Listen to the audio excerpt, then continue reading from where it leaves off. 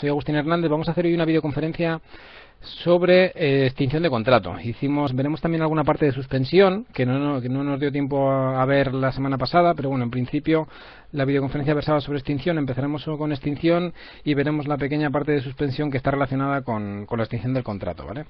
Si recordáis, la semana pasada o hace dos semanas hicimos la primera videoconferencia sobre el módulo de vicisitudes y extinción del contrato de trabajo y analizamos los cambios del contrato de trabajo, sobre todo movilidad geográfica, modificación sustancial de condiciones, y empezamos con la suspensión, que analizamos también excedencias, ¿vale? Entonces, cuando hablamos de suspensión de contrato de trabajo, el contrato de trabajo se suspende, pero se mantiene el vínculo jurídico de ese contrato, es decir, se suspende de manera temporal, cesan las obligaciones de empresario y de trabajador del contrato de trabajo, ¿vale? Pero se mantiene el vínculo del contrato. Durante la suspensión sí que cesan las obligaciones de trabajar y de retribuir el salario, pero el vínculo jurídico del contrato permanece. El contrato no se ha extinguido. A diferencia de la extinción. En la extinción sí que el contrato de trabajo se extingue completamente y se extingue por completo el vínculo jurídico. Esas son las diferencias fundamentales que hay en extinción y suspensión del contrato. A veces, cuando hablamos de expedientes de regulación de empleo, tendemos a confundir entre expedientes de regulación de empleo definitivos y temporales, ¿vale? Cuando hablamos de expedientes de regulación de empleo temporales, estaríamos hablando de suspensión de contrato de trabajo y no así de extinción de contrato, ¿vale? ¿Cuáles son las causas de extinción del contrato de trabajo? El artículo 49 del Estatuto de los Trabajadores enumera cuáles son las causas de extinción del contrato de trabajo, es decir, cuándo se extingue, cuándo termina y se pone fin al contrato de trabajo. Entonces, lo que nos dice ese artículo es que las causas de extinción son el mutuo acuerdo de las partes o las que estuviesen pactadas en el contrato, ¿vale? Con lo cual ahí no habría ninguna opción, sería la causa de mutuo acuerdo y el contrato llega a su fin cuando hayan pactado las partes, el empresario y el trabajador. Otra de las causas de extinción del contrato sería la incapacidad permanente de los trabajadores. Aquí veremos luego que hay determinadas particularidades en la extinción de la incapacidad permanente. De hecho, hay parte de la doctrina que la consideraba como una causa de suspensión, pero luego veremos que en algunos casos siempre es causa de extinción, aunque hay una reserva de puesto de trabajo en algunos casos, ¿vale? Otra de las causas sería la expiración del tiempo convenido en los contratos temporales o por la realización de la obra o servicio del contrato por obra o servicio. La siguiente causa de extinción sería por la dimisión del trabajador, ¿vale? En la causa anterior se me ha olvidado comentar, ¿vale? En la causa de expiración del tiempo convenido en contratos temporales o realización de obras, si recordáis cuando vimos la parte de contratos, en el artículo 49 se recoge que el trabajador tiene derecho a una indemnización por la extinción, a la finalización de la extinción de los contratos temporales. No en todos, ¿vale? Lo veremos luego, pero en muchos contratos temporales los trabajadores van a tener derecho a una indemnización a la finalización del contrato, que veremos que será de 8, 9, 10, 11 o 12 días, ¿vale? Otra de las causas de extinción que recoge el estatuto es la muerte, jubilación o invalidez del trabajador o el empresario, ¿vale? La invalidez sería el concepto de la incapacidad permanente que hemos visto antes, ¿vale? Otra de las causas de extinción sería la fuerza mayor, ¿vale? Es decir, cuando el contrato se extingue por fuerza mayor, quiere decir que por un suceso fortuito, un caso fortuito, independiente a la voluntad de las partes, el contrato es extinguido. Un incendio, una tormenta que termina con el centro de trabajo, por ejemplo, etcétera, etcétera, ¿vale? Otra de las causas sería el despido colectivo. Luego hay una causa que es por voluntad del trabajador, alegando incumplimiento grave y culpable del empresario, en este caso, que sería lo que se denomina como resolución contractual, ¿vale? Veremos que es un incumplimiento, es una causa de extinción en la cual se alega incumplimiento grave y culpable por parte del empresario y el trabajador va a tener derecho a percibir una indemnización equivalente a la del despido improcedente. Vale, luego otra de las causas es el despido, ¿vale? El Estatuto de los Trabajadores únicamente dice despido de los trabajadores, no establece qué tipo de despido, ¿vale? Habla únicamente de despido del trabajador, no diferencia si es despido disciplinario, si es despido por causas objetivas, si es despido colectivo, ¿vale? Lo que tenemos que entender que sería un despido disciplinario en todo caso, ¿vale? Luego serían las causas objetivas legalmente procedentes y las trabajadoras que tengan que abandonar su puesto de trabajo por ser víctimas de violencia de género, ¿vale? Estas serían las causas de extinción que se recogen en el Estatuto de los Trabajadores, ¿vale?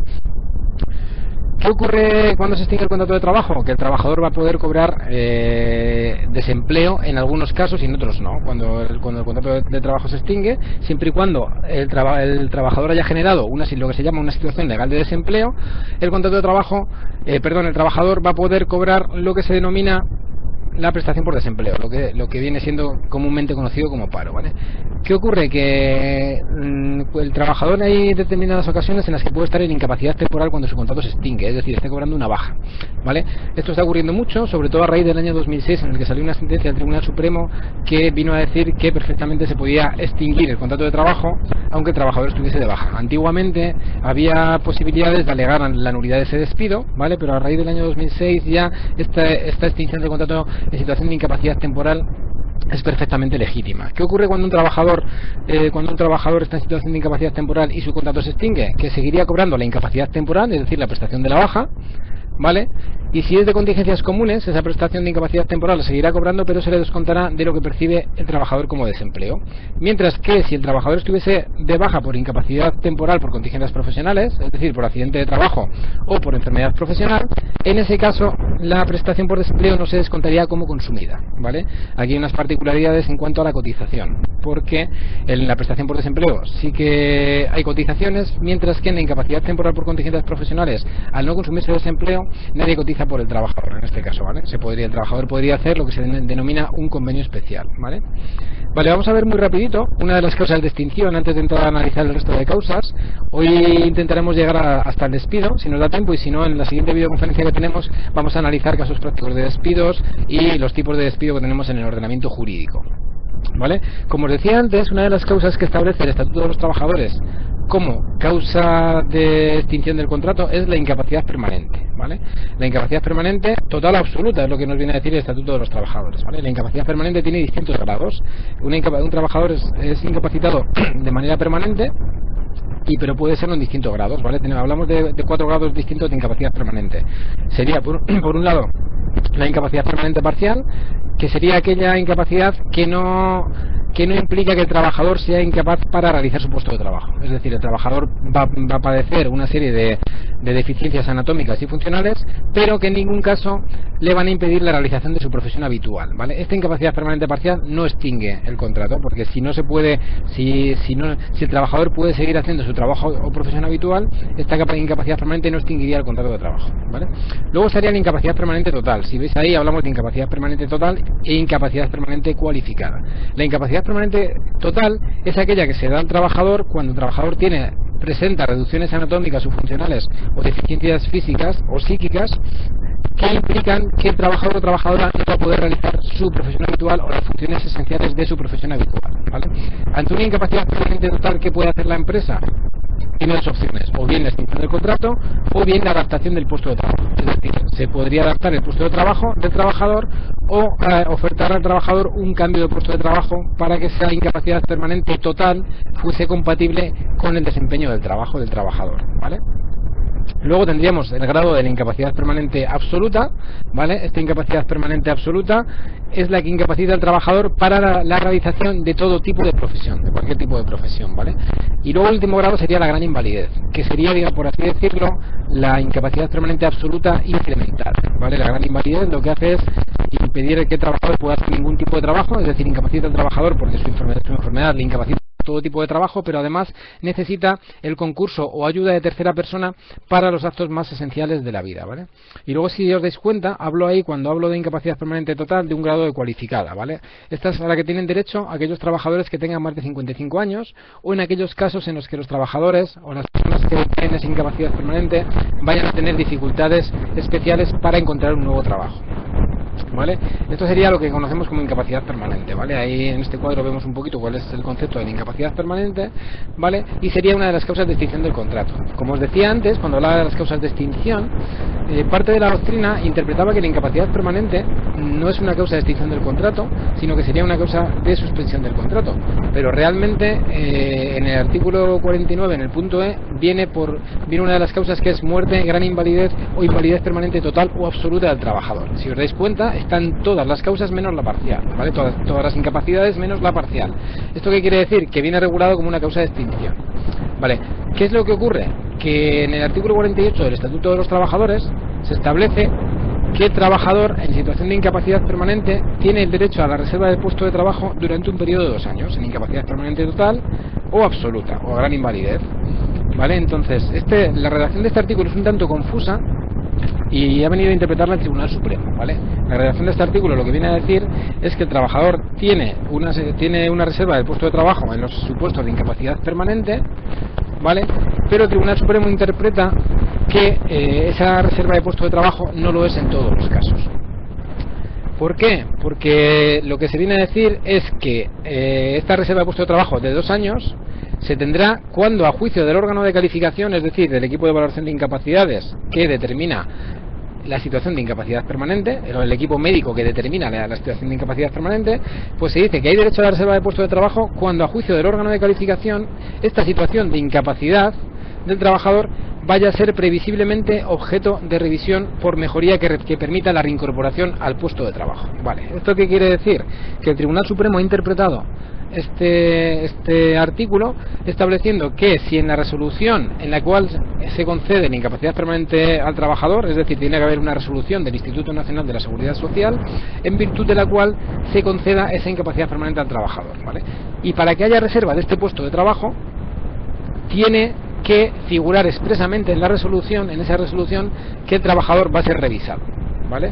Con lo cual estaríamos hablando de una causa de extinción pura y dura en aquellas resoluciones en las que no figure que el trabajador va a ser revisado. No vale una cláusula tipo como la de que el trabajador podrá o no podrá ser revisado, sino que tiene que figurar expresamente que el trabajador va a ser revisado de manera expresa, ¿vale? Tiene que figurar directamente en la resolución del Instituto Nacional de Seguridad Social, ¿vale?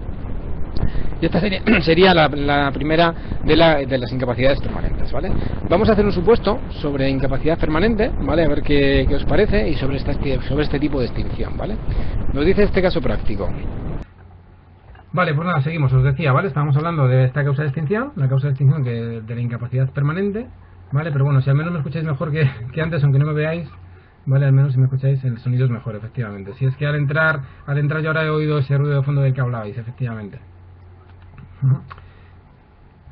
Vale, hacemos este caso práctico sobre incapacidad permanente, ¿vale? Es un caso real que he tenido hace poquito en el trabajo y a ver qué os parece, ¿vale? Nos dice este supuesto: el trabajador Luis Ricardo Borriquero sufre un accidente de moto con diversas lesiones de gravedad. Este trabajador está en situación de incapacidad temporal durante 24 meses. Pasados los 730 días del periodo de baja, es decir, 24 meses, el equipo de valoración de incapacidades del Instituto Nacional de Seguridad Social emite el alta del trabajador, declarando en la resolución que las limitaciones que padece no impiden la realización de su profesión habitual ni ningún otro tipo de trabajo.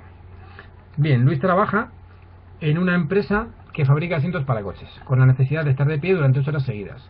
El médico de la empresa y la mutua de accidentes de trabajo y enfermedad profesional revisan al trabajador y, teniendo en cuenta que tiene lesiones crónicas en su fémur y en su cadera, en dichos informes se declara a Luis Ricardo como no apto para el trabajo. ¿Qué podría hacer la empresa en este caso? ¿Qué podría hacer el trabajador? ¿Tiene la empresa la obligación de cotizar durante todo el periodo de incapacidad temporal? Vale, vamos con la primera pregunta. ¿Qué podría hacer la empresa en este caso? ¿Qué creéis? Si fueseis la empresa, ¿qué haríais vosotros y vosotras en este supuesto?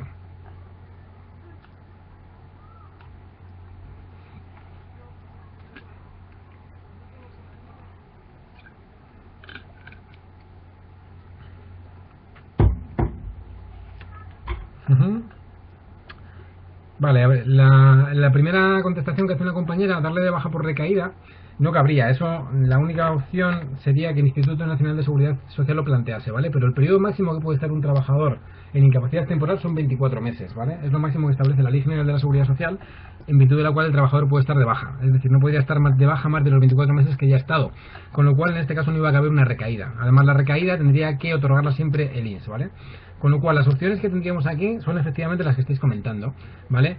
O bien reubicar al trabajador en un puesto de trabajo distinto, adaptar ese puesto de trabajo, y si no cabe esa adaptación, no se puede adaptar ese puesto de trabajo, ha comentado un compañero que cabría un despido por incapacidad sobrevenida, ¿vale? Luego veremos ese tipo de despido, ¿vale? Es un tipo de despido por causas subjetivas, ¿vale?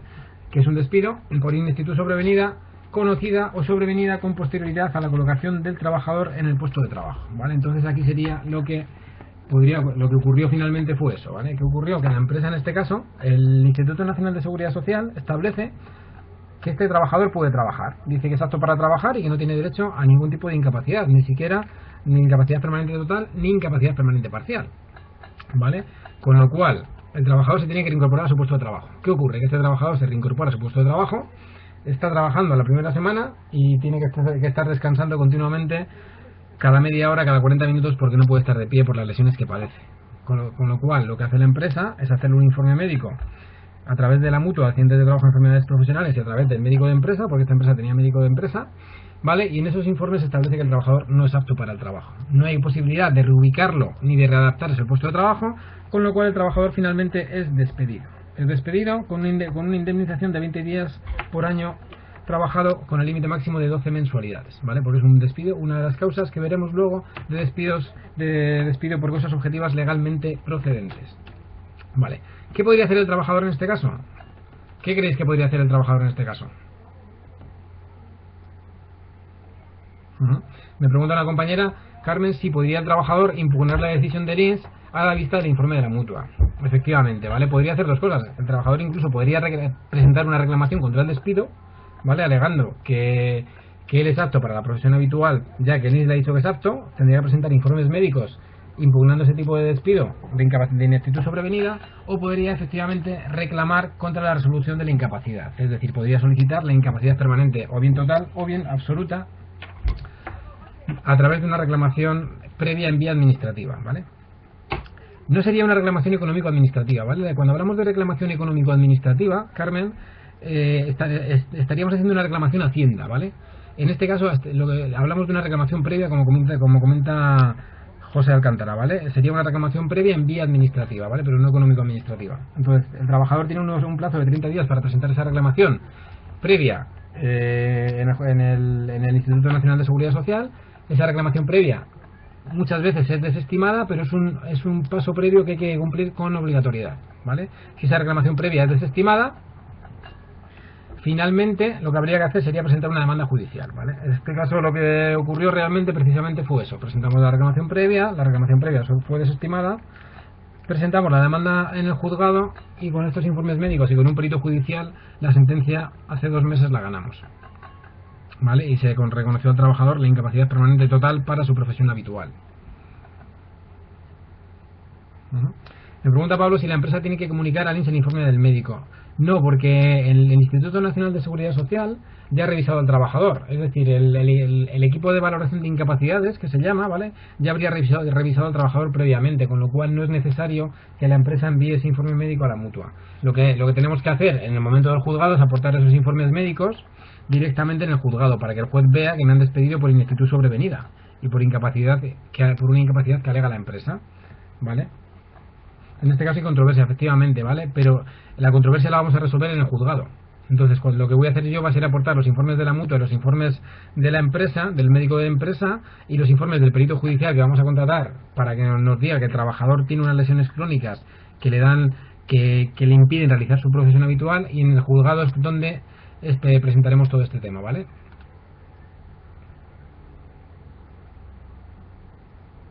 Efectivamente, como comenta el compañero, lo aportaríamos en la reclamación previa, ¿vale? Vale, vamos con otra de las causas de extinción, ¿vale? Otra de las causas de extinción de los contratos era por la expiración del tiempo convenido, ¿vale?, en contratos temporales. Por ejemplo, en un contrato por obra o servicio, o un contrato eventual por circunstancias de la producción, ¿vale? Si recordáis, cuando vimos la parte de relación laboral y contratación, que hicimos una videoconferencia sobre condiciones del contrato, ¿vale? En los contratos temporales que tengan una duración superior a 1 año, salvo en el caso del contrato de interinidad, el trabajador o el empresario tienen la obligación de preavisar con al menos 15 días de antelación, ¿vale? Si no se preavisase, esa omisión del preaviso podría llevar aparejada una indemnización, o bien para el empresario o bien para el trabajador, dependiendo de quién fuese quien omitiese ese preaviso, ¿vale? En los contratos temporales, salvo en los contratos de interinidad, en los que no hay derecho a esa indemnización, ¿vale?, tendremos derecho a una indemnización de 8 días después de salario por cada año trabajado, de 9, de 10, de 11 o de 12, dependiendo de cuándo hayan sido celebrados los contratos, ¿vale? Será de 8 años para aquellos contratos que se celebraron hasta el 31 de diciembre de 2011, 9 días para los contratos celebrados a partir del 1 de enero de 2012, 10 días para los celebrados a partir del 1 de enero de 2013, 11 para aquellos celebrados a partir del 1 de enero de 2014 y 12 para aquellos celebrados a partir del año 2015. Me pregunta otra compañera sobre el supuesto anterior, una pregunta que no había respondido. Es que si la empresa tiene que cotizar... disculpa, es cierto, la tercera pregunta que no habíamos respondido. Vale, si recordáis, en el caso anterior había una tercera pregunta, Una tercera pregunta curiosa porque está relacionada con la cotización del trabajador, ¿vale? La tercera pregunta nos decía, ¿tiene la empresa la obligación de cotizar durante todo el periodo de incapacidad temporal por el trabajador? ¿Qué creéis en este caso? Es decir, el trabajador antes de ganar la incapacidad permanente está de baja durante 24 meses. ¿Vale? Durante esos 24 meses el trabajador cobra una prestación de incapacidad temporal mientras está de baja.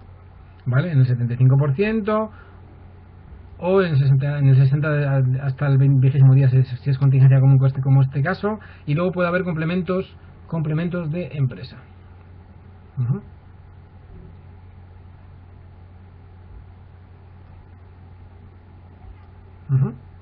Efectivamente, como estáis comentando, en la incapacidad temporal subsiste la obligación de cotizar, ¿vale? Lo que nos viene a decir la Ley General de la Seguridad Social en el artículo 128, creo recordar, si estoy hablando de memoria, creo que es el 128, ¿vale? La Ley General de la Seguridad Social dice que durante la incapacidad temporal subsiste la obligación de cotizar, pero ojo, solo durante los primeros 545 días de la baja, de la incapacidad temporal, es decir, durante los primeros 18 meses.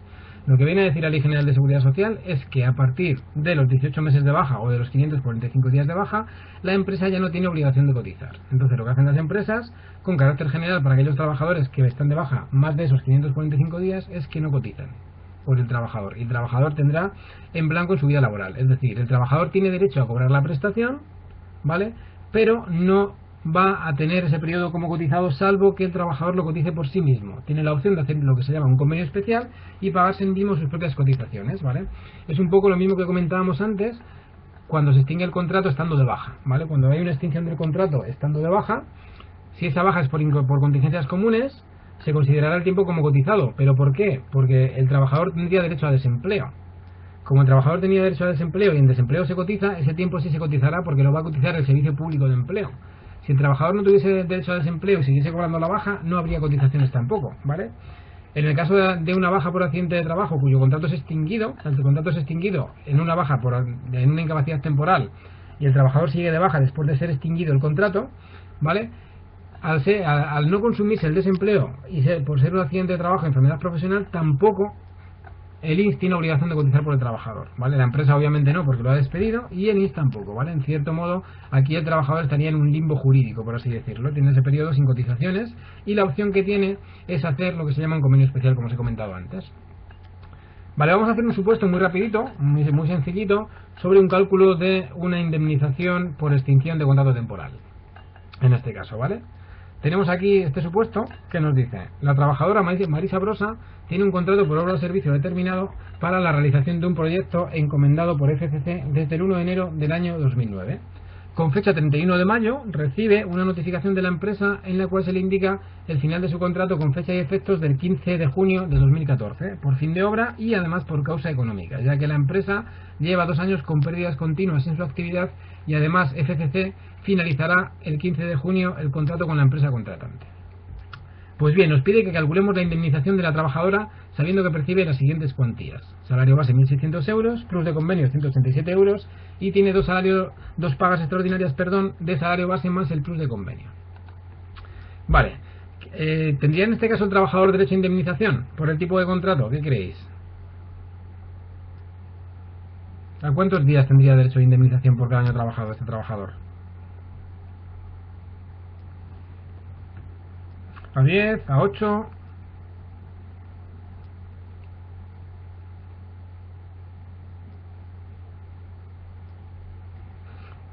¿A 9? Carmen, luego lo vemos eso, ¿vale? Lo vemos en la solución, no te preocupes, y lo comentamos. La pregunta que haces. Vale, aparentemente este es un contrato temporal, ¿vale? Vamos a hacer el cálculo de la indemnización del contrato, ¿vale? Por extinción de este contrato temporal, ¿vale?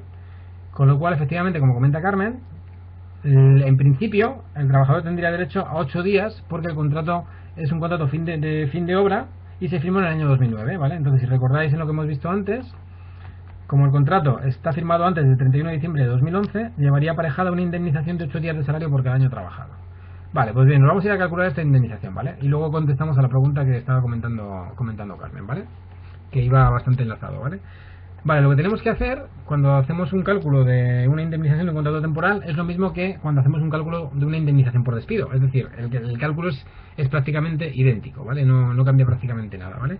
Entonces, si recordáis, cuando hicimos la videoconferencia sobre cálculo de finiquitos, lo que hacemos es, en primer lugar, calcular siempre la antigüedad del trabajador y luego calculamos el salario diario a efectos indemnizatorios y luego ya calculamos la antigüedad indemnizatoria del trabajador, ¿vale? Entonces, primero calculamos la antigüedad del trabajador en la empresa. Entonces, desde el 1 de enero de 2009 hasta el 15 de junio de 2014, que es la fecha efectiva de la extinción del contrato de trabajo, habrían pasado 4 años, 5 meses y 15 días. Entonces, lo que hacemos siempre es pasarlo todo a días, ¿vale? Porque el Estatuto de los Trabajadores lo que establece son las indemnizaciones siempre en días. Entonces, pasamos esos 4 años a días, multiplicamos por 365, ¿vale? Los meses los multiplico por 30, porque a veces es difícil saber cuántos días exactos son los que tiene el mes, ¿vale?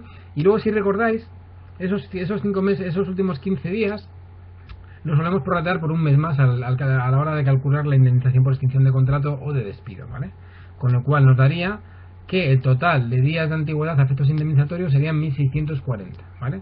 Pues bien, una vez que tenemos la antigüedad en días a efectos indemnizatorios del trabajador, lo que tendríamos que hacer sería calcular el salario diario. ¿Qué concepto salarial escogemos? Cogeríamos todo lo que sea salario, ¿vale? En este caso hay un salario base, si recordáis, un plus de convenio y 2 pagas extraordinarias. Las pagas extraordinarias, recordad cuando vimos la parte de finiquitos, también se cogen a la hora de calcular el salario diario a efectos de una indemnización por despido o por extinción de contrato. No las cogíamos cuando calculábamos las vacaciones no disfrutadas, ¿vale? Pero sí en este caso.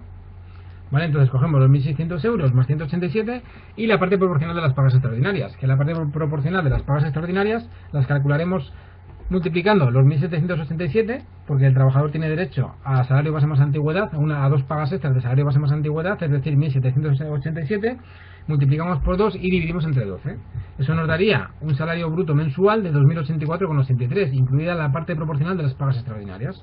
Si lo dividimos entre 30, nos daría el salario diario, ¿vale? A efectos indemnizatorios, que son 69,49.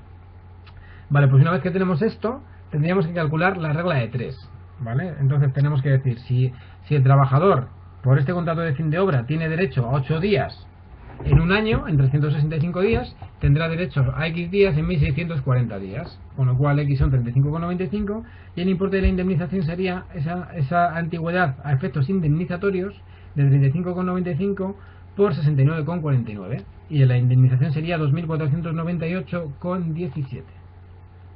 ¿Vale? Vale, hasta aquí en principio todo bien, ¿vale? ¿Esta indemnización tributaría o no tributaría? ¿Y cotizaría o no cotizaría a la Seguridad Social? ¿Qué creéis? ¿Es una indemnización por extinción de contrato? ¿Tributa o no tributa?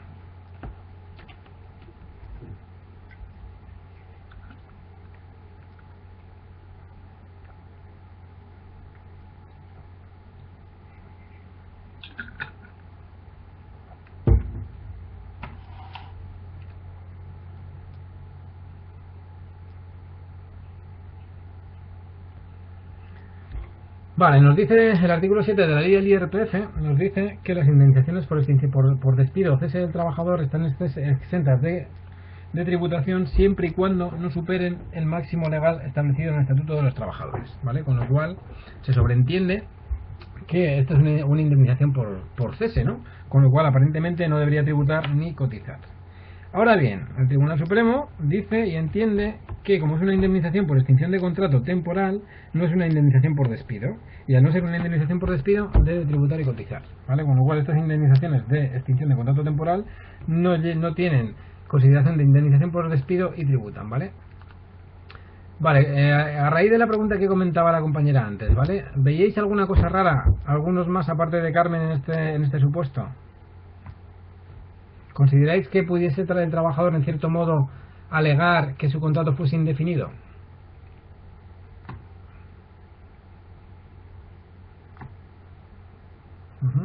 Efectivamente, si os dais cuenta, este trabajador tiene un contrato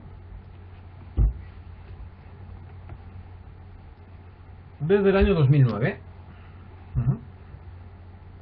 de más de 3 años.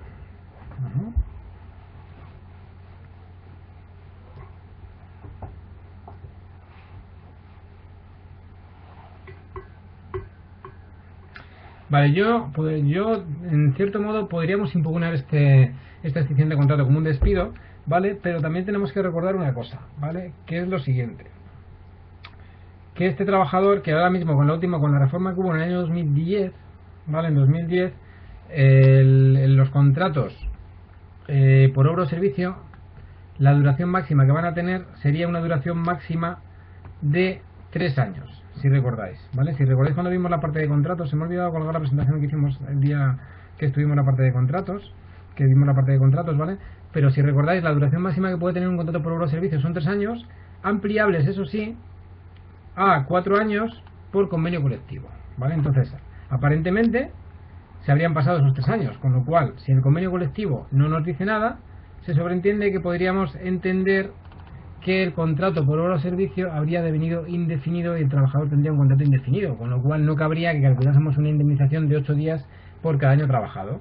¿De cuántos días tendríamos que calcular la indemnización en ese caso?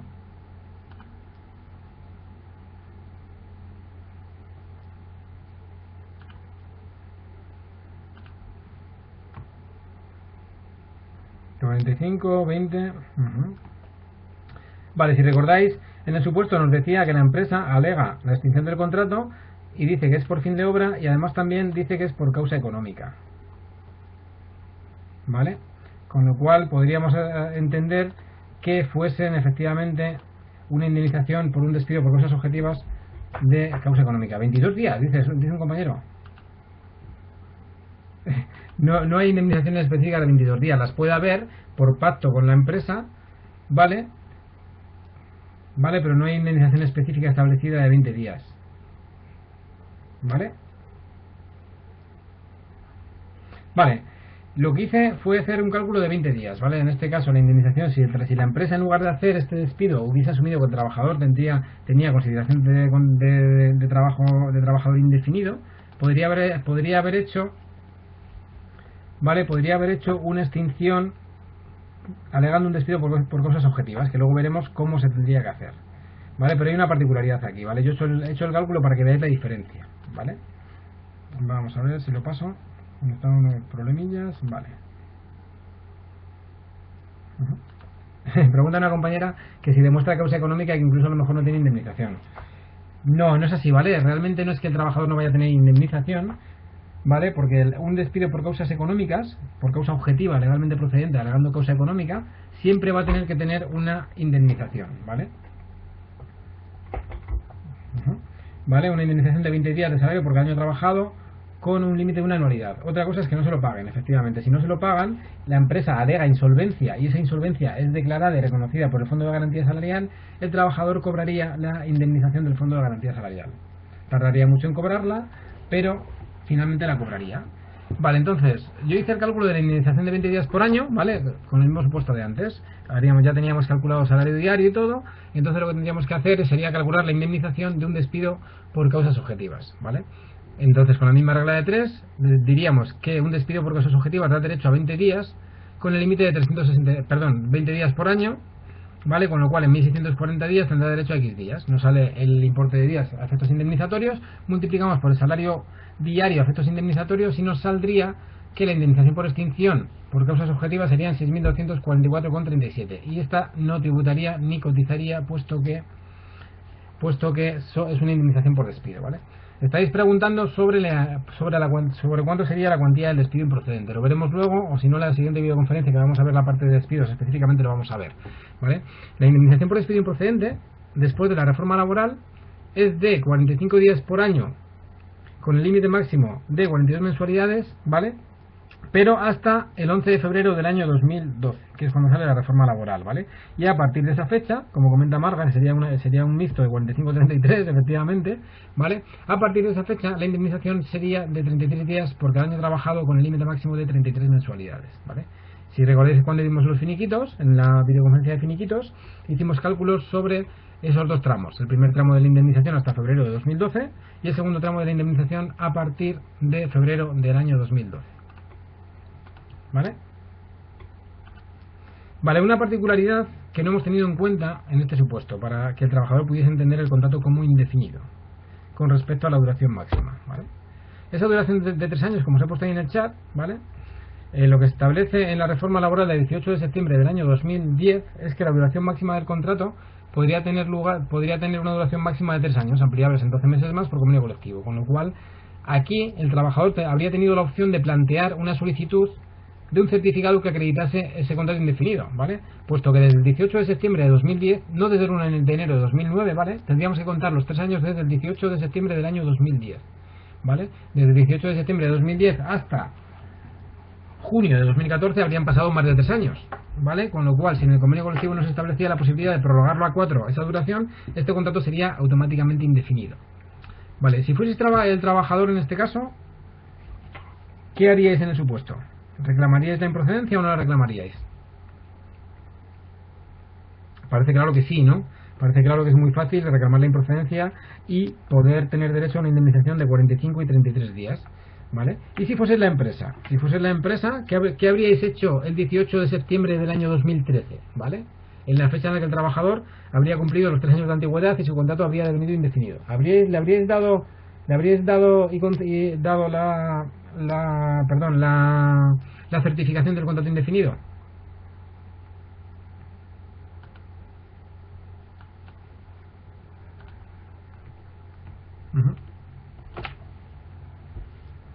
Desde el punto de vista empresarial me refiero, ¿qué sería lo más lógico? ¿Intentar ahorrar el dinero del despido haciendo un despido de 8 días porque es un contrato por obra o servicio fraudulento? Una compañera dice que le habría hecho fijo de obra y le indemnizaría solo con 7 días cuando finalizase. Vale, pero ahí tenemos que suponer ya que a este trabajador fuese un trabajador de la construcción y se le aplicase el convenio de la construcción, ¿vale? Con lo cual ahí estaríamos hablando de un convenio muy específico, que se le tendría que aplicar el convenio de la construcción nacional y luego su convenio provincial. Vale, para irse a causas objetivas, yo os calculé las dos indemnizaciones precisamente por esto, ¿vale? Para que vieseis la diferencia en un caso y en otro, ¿vale? La diferencia es grande, en cierto modo, ¿vale? Pero si el trabajador reclama contra la resolución, contra la extinción que le hace la empresa, el trabajador podría reclamar la improcedencia del despido. Y esa reclamación de esa improcedencia del despido podría ser de bastante más dinero que los 20 días por año. Con lo cual, si yo fuese la empresa en este caso, habría hecho las cosas bien y habría hecho un despido por causas objetivas de 20 días. ¿Por qué? Porque si la empresa tiene causa económica y alega causa económica real y veraz, que a día de hoy es muy fácil que cualquier empresa pueda alegar esa causa económica, porque ya no tiene que alegar pérdidas. En este supuesto, si recordáis, nos planteaba pérdidas, pero ya veremos que no tiene ni que alegar pérdidas, ¿vale? Vale con disminución de beneficios, ¿vale? Entonces, si haces un despido por causas objetivas teniendo causa, ese despido va a ser más difícil que sea impugnado en el juzgado. Es decir, se puede impugnar, pero existiendo esa causa real económica, será más difícil que sea impugnado. Mientras que si hacemos una extinción de un contrato temporal fraudulento, sabiendo de ser fraudulento, sabemos que si el trabajador reclama judicialmente, no vamos a tener que pagar los 6.000 euros, sino que vamos a tener que pagar 15.000 o 16.000, que será el coste del despido improcedente, ¿vale? Otro compañero comenta que hubiera cumplido el plazo máximo del contrato por obra o servicio y después se hubiese contratado a otro. Pues esa es otra opción, pero bueno, en este caso lo planteamos de otra manera, ¿vale? Vale, pues pasamos. Ya sé que nos gusta mucho, tenemos que hacer un poquito de teoría sobre el despido. Vamos a empezar con el despido, ¿vale? Y no terminaremos hoy, pero en la siguiente videoconferencia vamos a hablar ya sobre todo específicamente sobre el despido y vamos a hacer casos prácticos de despidos y distintos tipos de despido, ¿vale? ¿Qué entendemos por despido? En la normativa laboral, por despido entendemos la cesación de servicios del trabajador por voluntad unilateral del empresario. Es decir, el despido en este supuesto siempre depende del empresario. El trabajador no puede influir de ninguna manera. Es el empresario el que decide despedir al trabajador, ¿vale? ¿Cuáles son las características del despido en nuestro ordenamiento jurídico, en el derecho laboral? Que ese despido tiene siempre que ser causal, ¿vale? Es decir, no vale el despido sin causa. No cabe el despido, te despido porque sí. Hay algunas relaciones laborales de carácter especial en las que cabe ese despido sin causa, ¿vale? En las relaciones laborales especial del hogar, ¿vale? Y en las de la alta dirección también podría caber, pero en la normativa de Estatuto de los Trabajadores, cuando hablamos de régimen general puro y duro y no hablamos de relaciones laborales de carácter especial, el despido siempre tiene que ser causal. Es decir, el empresario siempre va a tener que alegar una causa para despedir al trabajador. Es decir, el empresario no puede decir que el despido es improcedente. Tiene que alegar una causa y luego decir que ese despido es improcedente, pero no puede decir que te despido por despido improcedente. Ujú. Efectivamente, Carmen, es lo que estaba comentando ahora, ¿vale? Lo que comenta Carmen, en la práctica sí que hay despidos sin causa reconociendo la improcedencia, ¿vale? Si recordáis cuando salió la reforma laboral del año 2012, creo que ya os lo comenté, os suena la figura, es una figura doctrinal, ¿vale? Es una figura que no es una figura jurídica, no está reconocida legalmente, pero es una figura que es la figura del despido express. ¿Os suena de algo el despido express? ¿Vale? Esta es una figura que se crea precisamente con lo que está comentando la compañera Carmen. ¿Vale? Este despido express se crea a raíz de una reforma laboral que hubo en el año 2002 y a raíz de la opción del empresario de consignar los salarios de tramitación en el juzgado para que no corriesen los salarios de tramitación, es decir, para no tener la opción de los salarios de tramitación. Vale, ¿qué ocurre? Que el empresario tenía esa opción, tenía la opción de hacer un despido disciplinario, alegando una causa disciplinaria, ¿vale? Despedir al trabajador alegando una causa, por ejemplo, bajo rendimiento en el rendimiento normal y pactado entre empresa y trabajador, ¿vale? Y automáticamente reconocía la improcedencia. Consignaba en el plazo de 48 horas en el juzgado la cuantía del despido improcedente, de esa forma evitaba que corriesen salarios de tramitación y la empresa no tuviese que pagar esos salarios de tramitación, ¿vale? Pero realmente era un despido causal, ¿vale? No es que no fuese un despido sin causa, sino que se estaba alegando una causa. Lo que pasa es que se estaba alegando una causa disciplinaria y en el plazo de esas 48 horas lo que se hacía era que se reconocía automáticamente la improcedencia, ¿vale? Ahora, con las últimas reformas ha cambiado. Digamos que la práctica es parecida, pero no la misma. Se hace ese despido disciplinario y ahora lo que se hace, en lugar de hacer ese de reconocimiento de improcedencia automáticamente, lo que se hace es presentar una papeleta de conciliación. Y en el acto de conciliación que se celebra en el servicio de mediación, arbitraje y conciliación o en la unidad de mediación, arbitraje y conciliación, se llega a un acuerdo en la improcedencia, ¿vale? Pero siempre hay una causa previa, ¿vale? Con lo cual el despido siempre es causal. Sí que es cierto que en la práctica, como comenta Carmen, en cierto modo serían despidos sin causa, ¿vale? Pero legalmente, desde el punto de vista legal, sería un despido causal, porque provendría de un despido disciplinario, que posteriormente es reconocido como improcedente. Antes de la reforma se reconocía automáticamente, por así decirlo, ¿vale? Aunque luego fuésemos también al servicio de mediación, arbitraje y conciliación para ratificar ese acuerdo, ¿vale? Pero con la reforma obligatoriamente vamos a un acto de conciliación, porque es la garantía que tenemos además para que las indemnizaciones no tributen ni coticen, ¿vale? Vale, pues bien, cuando hablamos de ese despido, hablamos siempre que tiene que ser un despido causal. ¿De qué 4 tipos de despidos o extinciones involuntarias podríamos hablar? Podríamos hablar de despido disciplinario, extinción de contrato por causas objetivas, o despido por causas objetivas, despido colectivo y resolución contractual. La resolución contractual veremos que no es un despido en sí, ¿vale? Pero sería una opción que va a tener el trabajador de poder extinguir su contrato de trabajo recibiendo la indemnización prevista para el despido improcedente. Dice la compañera que deberían penalizar al empresario por daño moral al trabajador. A día de hoy la verdad que estamos en un tiempo bastante complicado para los trabajadores y trabajadoras. No digo que tampoco para las empresas, porque hay empresas que lo están pasando realmente mal, ¿vale? Pero es cierto que sí que los recortes de derechos son bastante grandes, ¿no? Y cuando atendemos trabajadores muchas veces creo que perdemos la perspectiva en muchas ocasiones y no nos damos cuenta de la dificultad que va a tener un trabajador con 50, 52 o 55 años para encontrar un nuevo puesto de trabajo, ¿no? Es a veces muy complicado. ¿Vale? Vale, pues vamos a empezar con el primer tipo de despido, ¿vale? Con el despido disciplinario. Este tipo de despido, ¿vale? En este tipo de despido lo que podemos decir en primer lugar que estaría relacionado con el poder de organización y dirección de la empresa. Es decir, la empresa es la que decide cómo hay que hacer el trabajo, cómo se tiene que realizar este tipo de trabajo, ¿vale?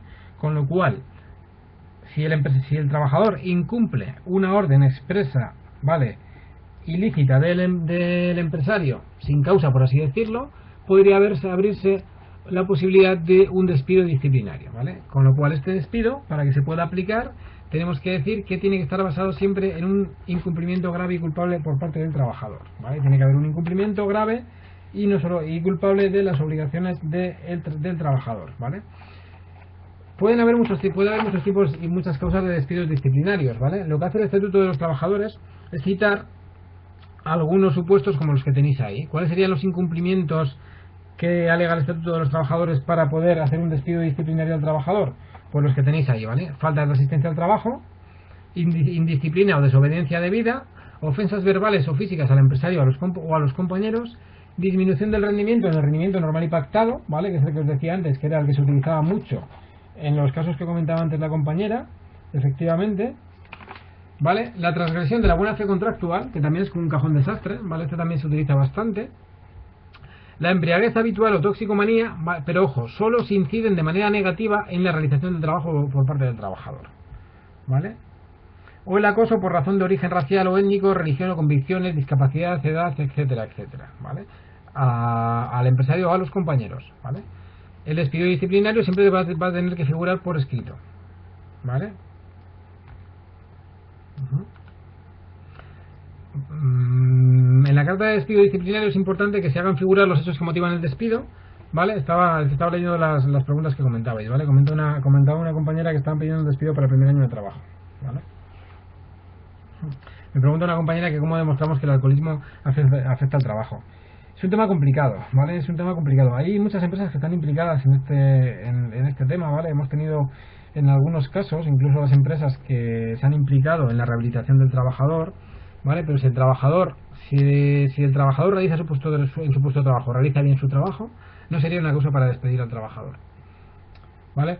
¿Cómo demostrarlo? Pues depende del tipo de empresa y del tipo de actividad, ¿vale? Es decir, es fácil demostrarlo en empresas que están sometidas a regímenes de trabajo a turnos y a tiempos y a turnos, ¿vale? Porque hay determinadas empresas, por ejemplo las empresas cárnicas, utilizan distintas mediciones del trabajo. Es decir, un trabajador de cárnicas, por ejemplo, tiene que descarnar, por así decirlo, 50 kilos de carne a la hora, ¿vale? Si haces menos, si haces 20, haces 25, haces 18, podría ser un indicio de que ese alcoholismo, o drogadicción estuviese afectando negativamente en el puesto de trabajo, ¿vale? Vale, os decía que el despido disciplinario siempre tendrá que figurar por escrito y será obligatorio en la carta de despido. Digo que es obligatorio porque si no la carta de despido va a ser impugnable, ¿vale? Que figuren los hechos que motivan el despido, haciendo figurar la normativa en virtud de la cual se despide al trabajador, ¿vale? Es decir, los artículos del Estatuto de los Trabajadores que se consideran incumplidos y también los artículos de los convenios colectivos, ¿vale? Cuando hablamos de despidos disciplinarios, lo que hay que hacer siempre es ir al régimen de infracciones y sanciones que establece el convenio colectivo aplicable, ¿vale? Si recordáis cuando hemos visto la parte de negociación colectiva, siempre incido en la importancia del convenio colectivo, ¿vale? El convenio colectivo es el que nos va a decir cuáles son los incumplimientos graves, muy graves o incumplimientos leves. ¿Cuáles van a ser los incumplimientos del convenio colectivo que van a dar la opción para despedir a un trabajador? Obviamente los incumplimientos muy graves, ¿vale? Esos son los incumplimientos que van a dar la opción para despedir al trabajador. Y en el convenio colectivo nos va a decir si se va a poder imponer una suspensión de empleo y sueldo o el despido disciplinario directamente, ¿vale? Es lo primero que tenemos que hacer, ¿vale? Hay una particularidad cuando el trabajador fuese representante legal de los trabajadores, es decir, que fuese miembro del comité de empresa o delegado de personal. En este caso, antes de despedir al trabajador, la empresa tiene que abrir un expediente contradictorio. En ese expediente contradictorio han de ser oídos obligatoriamente el interesado y los restantes miembros de la representación de los trabajadores, es decir, los restantes miembros del comité de empresa si los hubiese, ¿vale? Si el trabajador estuviese afiliado a un sindicato y al empresario le constase esta afiliación, se tiene que dar audiencia también a los delegados sindicales de la sección sindical, ¿vale?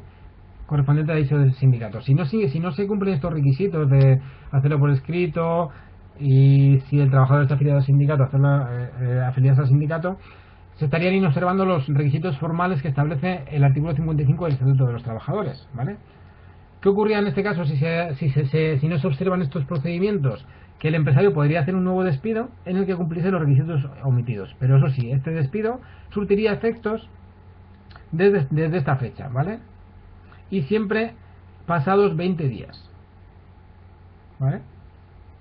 Y tendría que pagar el empresario además los salarios devengados entre el primer despido, entre la primera carta de despido y la segunda en la que se cumplen los requisitos, ¿vale? Pues esto sería un poco el despido disciplinario, ¿vale? Cuando hablamos de despido disciplinario, ¿vale? Estaríamos hablando de este tipo de despido, ¿vale?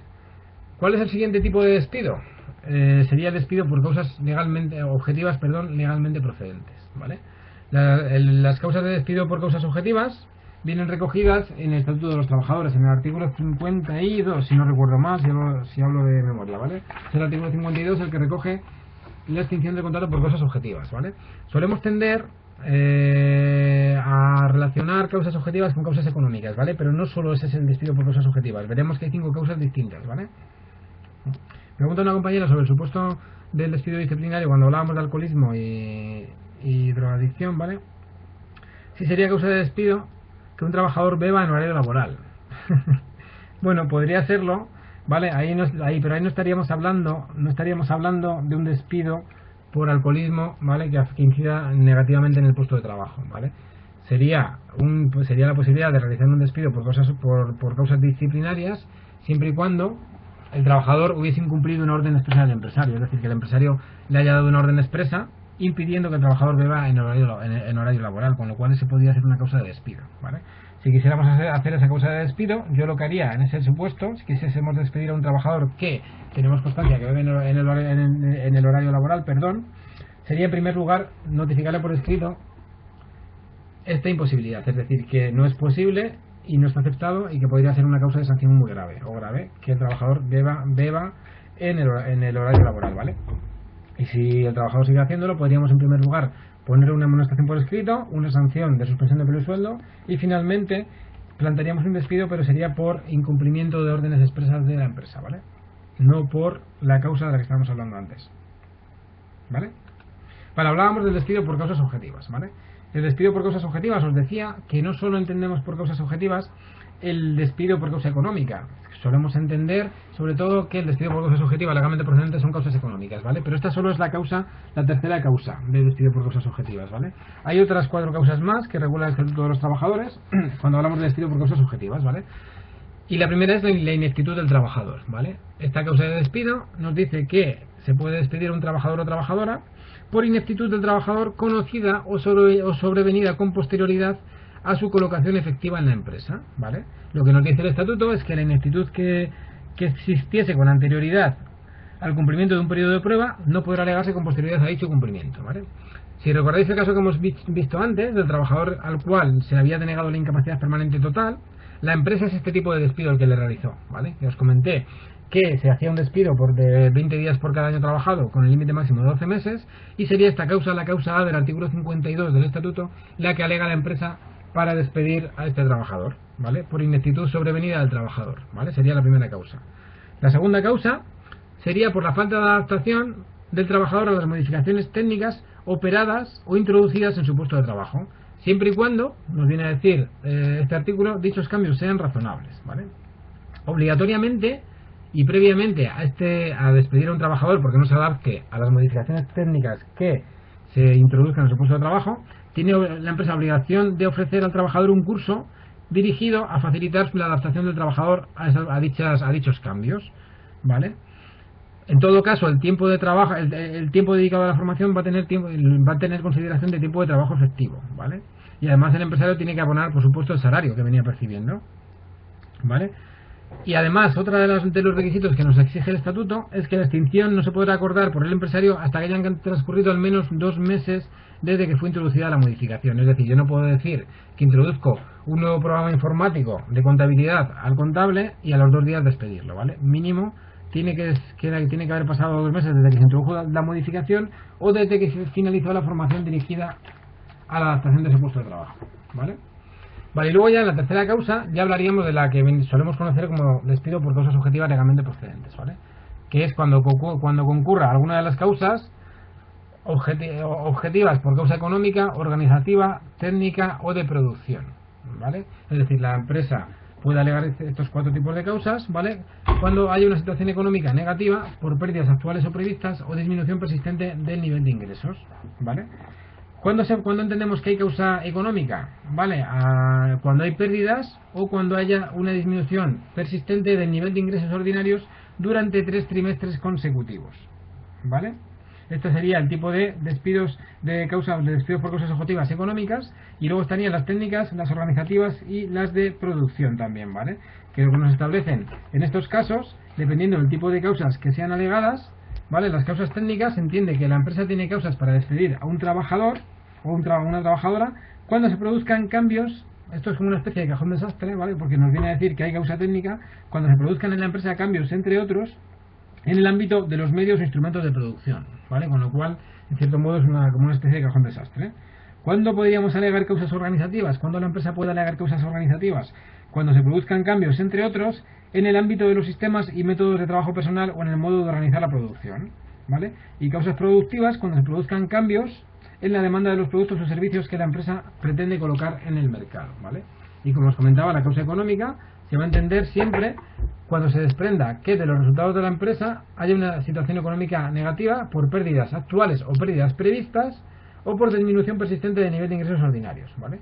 Siempre se entenderá que existe esa disminución persistente, ¿vale?, cuando el nivel de ingresos ordinarios o ventas de cada trimestre sea inferior al registrado en el mismo trimestre del año anterior, ¿vale?, pero durante 3 trimestres seguidos, ¿vale?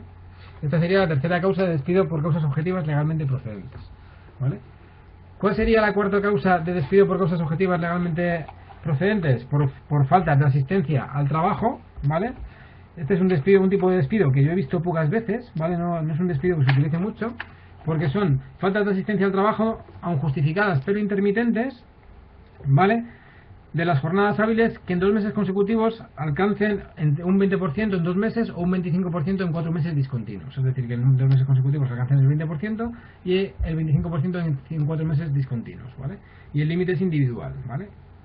Luego nos dice que se computa y que no se computa. En la reforma laboral hubo mucha crítica en este aspecto, porque se decía que, según bajas por incapacidad temporal, los trabajadores iban a poder ser despedidos, ¿vale? Yo esta por la primera vez que vea un tipo de despido de este tipo, ¿vale?, por falta de asistencia al trabajo, y que se haga un despido por causas objetivas, porque lo que suelen hacer las empresas más bien es plantear despidos disciplinarios o sanciones por este tipo de actuación de los trabajadores, ¿vale? Lo que ocurre es que lo que viene a decir el estatuto es que no computan como faltas de asistencias las que se deban a huelga, actividades de representación legal de los trabajadores, accidente de trabajo, maternidad y riesgo durante el trabajo, enfermedades por embarazo, parto, lactancia, paternidad y demás, y excluye las bajas por contingencia común, ¿vale?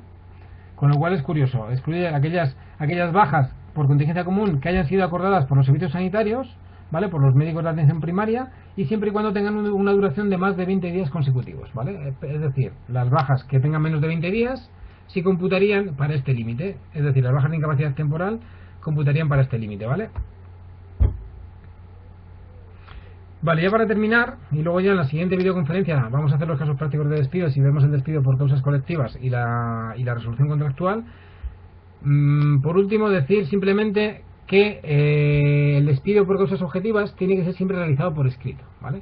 Siempre se tiene que realizar por escrito y reflejar la causa. Muchas veces te encuentras con cartas de despido de 20, de 30 y hasta de 40 folios justificando la situación económica negativa de la empresa, ¿vale? Incluso se suelen dar los balances de la empresa alegando esa situación económica, etcétera, etcétera, ¿vale? En la carta de despido se tiene que poner de manera simultánea la indemnización por extinción de contrato de los 20 días por año trabajado con el límite máximo de 12 mensualidades. ¿Vale? Y además se tiene que preavisar siempre con 15 días de antelación, ¿vale? Esto cambió con la reforma laboral. Antes de la reforma laboral ese preaviso era de 30 días.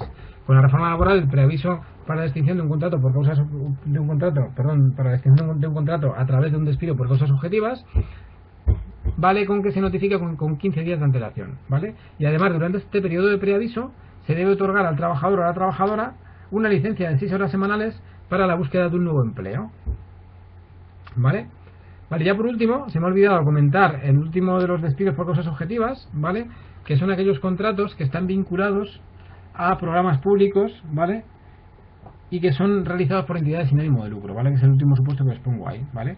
Aquellos contratos que tengan carácter indefinido y hayan sido celebrados por entidades sin ánimo de lucro para ejecución de planes o programas públicos determinados que no tengan una dotación económica estable, ¿vale?, y sean financiados por administraciones públicas por consignaciones presupuestarias anuales, sería también otro de los despidos por causas objetivas, ¿vale? Sería el quinto supuesto de despido por causas objetivas, ¿vale? En todos los supuestos de despido por causas objetivas, obligatoriamente por escrito, reflejando la causa de la extinción, con preaviso de 15 días, licencia de 6 horas semanales y poniendo de manera simultánea la indemnización por despido improcedente de 20 días por año con el límite de máximo de 12 mensualidades. ¿Vale? Con respecto a esta obligatoriedad de poner de manera simultánea la indemnización de los 20 días de salario por cada año trabajado con el límite de 12 meses, hay una particularidad cuando la empresa alegue causa económica, ¿vale? Cuando la empresa alega causa económica, si no puede hacer frente a esa indemnización, lo tiene que hacer constar obligatoriamente en la carta de despido, ¿vale? En la carta de despido tendrá que decir que como tiene causa económica no puede hacer frente a esa indemnización. Luego ya veremos si el trabajador va a tener que cobrar del fondo de garantía salarial, ¿vale? O si le va a poder reclamar la cuantía a la empresa porque la empresa no fuese insolvente, ¿vale? Y si que tuviese ese dinero, o se pudiesen embargar una serie de bienes de la empresa al objeto de que el trabajador cobre la indemnización, ¿vale? Me pregunta una compañera que si la administración pública saca una plaza que ya está cubierta, que si eso lo puede hacer. No entiendo muy bien la pregunta. Entiendo que dices una plaza que esté cubierta por un interino y que la saque a concurso o a oposición. Si la plaza está cubierta por un interino, sí que se puede hacer, ¿vale? Porque el interino, habría que ver el tipo de contrato que tenga el interino, ¿vale? Pero el interino puede tener un contrato sustituyendo a un trabajador determinado o puede tener un contrato de interinidad hasta la cobertura definitiva de la plaza, ¿vale? Con lo cual, esa cobertura definitiva de la plaza se va a poder producir por concurso, ¿vale? O se va a poder producir por oposición libre.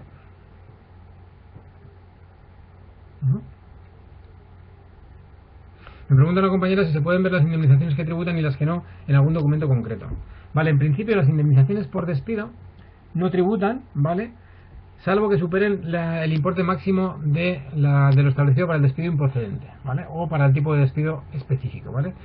Los despidos por causas objetivas y los despidos por causas colectivas no tributan siempre y cuando no superen la indemnización máxima del despido improcedente, ¿vale? Y el resto de extinciones, de indemnizaciones por extinciones de contratos, bien sea una resolución contractual cuya extinción son 45 días por año o 33 a partir de febrero de 2012, ¿vale? No tributarían siempre y cuando no supere esa cuantía, ¿vale?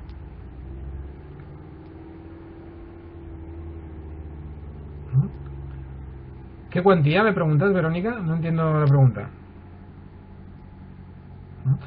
Para el contrato por obra o servicio, recordad que las indemnizaciones por extinción de contratos temporales sí que tributan, ¿vale?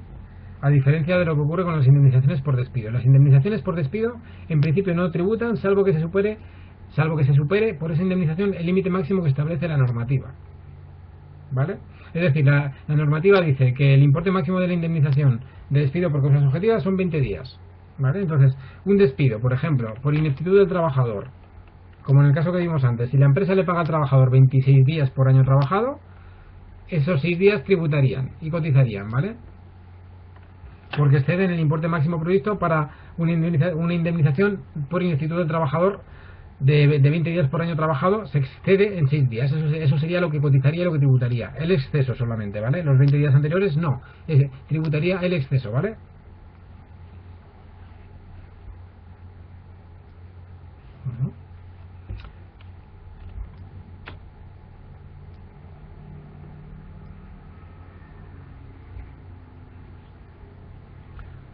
Me pregunta una compañera si te puedo indicar la ley donde se recogen las extinciones de puestos públicos. No sé si está en la ley 30/1964. Es que realmente, si hay puestos públicos y de funcionariado, no cabe extinción. Caben extinciones en casos de tema disciplinario, ¿vale? Vale, pero el tema es que si es una normativa pública, va a depender del organismo convocante, del organismo en el que se trabaje, porque va a haber reales decretos específicos directamente, ¿vale? Hay un estatuto que es el Estatuto Básico de la Función Pública, ¿vale? Que es en el que tienes que mirar todo el tema de personal, ¿vale? El Estatuto Básico de la Función Pública Estatal. Si metes en Google el Estatuto Básico de la Función Pública, te aparece directamente, ¿vale? La última modificación creo que es del año 2007, ¿vale?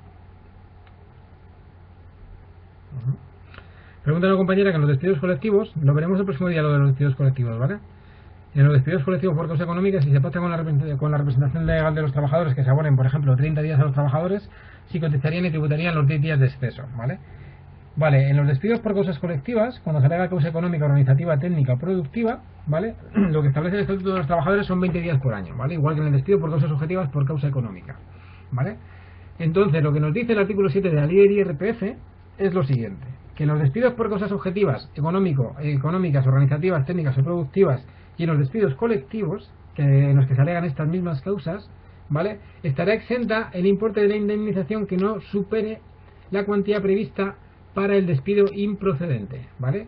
Con lo cual, en este caso, que tú planteas, como son 30 días y no se supera esa cuantía máxima, no se superaría esa cuantía máxima del despido improcedente, no tributaría, ¿vale? Pero por ser este tipo de despido, ¿vale? Bueno, yo por mi parte nada más. En principio nos quedan 2 videoconferencias, una de nóminas y la siguiente vamos a terminar la parte de despido. Vamos a ver algo de suspensión colectiva también y hacemos los casos prácticos sobre despidos para que nos queden los conceptos claros, ¿vale? Daros las gracias, siempre pediros disculpas porque siempre me paso de tiempo, ¿vale? Y nada, que si no tenéis ninguna pregunta más, por mí nada más. Gracias.